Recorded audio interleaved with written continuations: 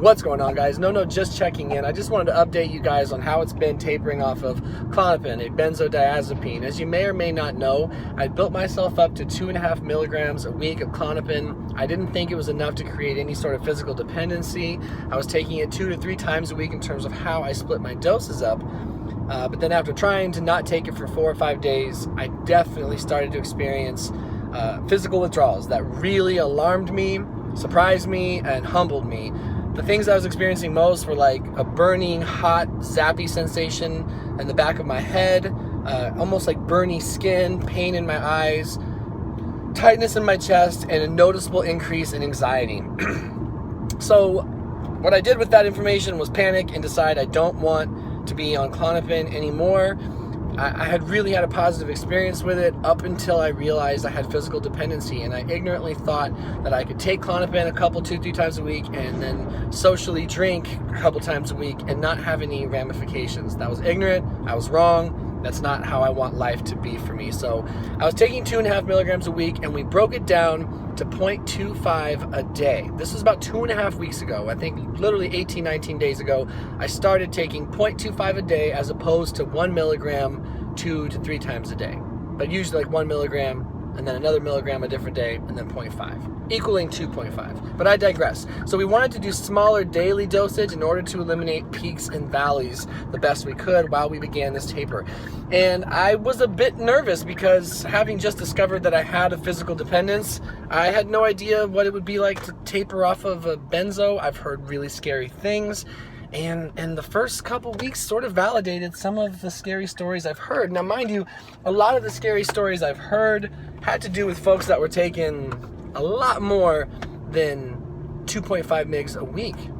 But let me be the first to say, 2.5 mgs a week is enough to experience withdrawal, albeit perhaps more mild than I know some people have spoken on, or at least written about online. So we went to 0.25 a day, and for the first 10 to 14 days, it wasn't the best. My anxiety was still noticeably higher. The burny, zappy feeling was kind of a constant thing I felt in my head, and like this hotness. Like I felt overheated, and I felt just like this anxiety and discomfort like behind my eyes. It's kind of hard to explain. Nothing I've ever experienced before. Fuck, was I mad at myself like the whole first couple weeks. And I remember I would take 0.25 around like 11 a.m. every day, and I didn't really notice much relief. That being said, hindsight being 2020, I imagine it was keeping the withdrawals from getting any worse. My body was simply trying to acclimate to a lower dose.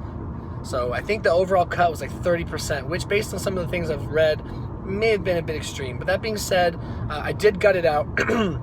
And I'm really pleased to say that my body has adjusted to 0.25 a day. And I've also cut down my drinking to about once a week, which I feel like was it didn't even require any planning. I'm trying to be more careful for my mental health. And while I still think it would be most ideal to not do any drinking right now, that's just not where I'm at the moment. But I certainly can commit to a far, far less amount of alcohol than I'd been doing this summer, where I was kind of starting to let it get a little bit away from me.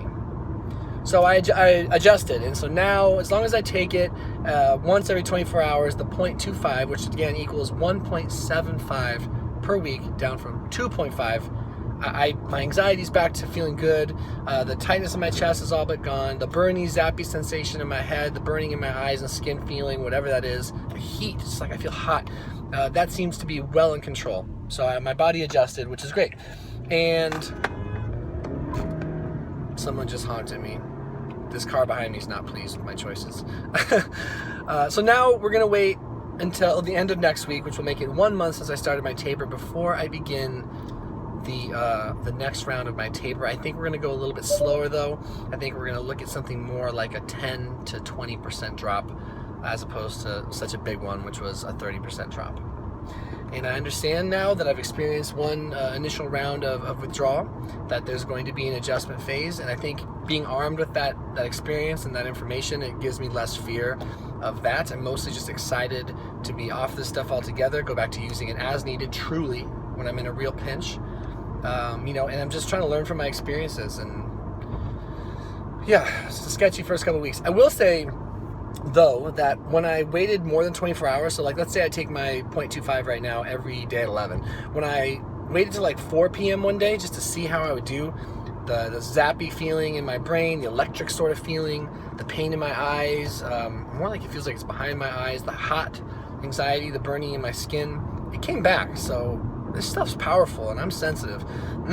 Even at a relatively low dose of 0.25, I'm just grateful that I've made this observation, identified it's not a healthy pattern for me personally. No offense to anyone who's long-term on benzos, they work.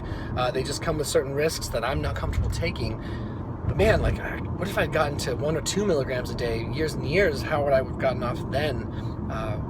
You know, it's a scary thought. So that is the update. Another thing I did was I added a supplement called Depersonalized, which I'm taking 2 in the morning, 2 in the evening. Feel free to look that up. I think it's made by Thorne. It's called Depersonalized. I'm also taking a GABA supplement, a natural one, to help support my GABA, which obviously I've been synthetically stimulating and boosting with the alcohol this summer, with the Klonopin, or Clonazepam is the generic name for it. And so we're just trying to nurture those GABA receptors and neurotransmitters the best we can with those 2 supplements. I also still take fish oil every day, vitamin D every day, a probiotic every day, and that's about it. So that's the update. I want you guys to know that that I really appreciate the stories you've continued to share with me. I learn from them, I value them, I appreciate you guys, and I hope you're able to benefit from my experience. And you know, if you're in a situation, if you walked yourself into a situation that clearly wasn't a positive one like I have, don't beat yourself up. There's no point in beating yourself up and feeling guilty or shameful or whatever. It's self-defeating.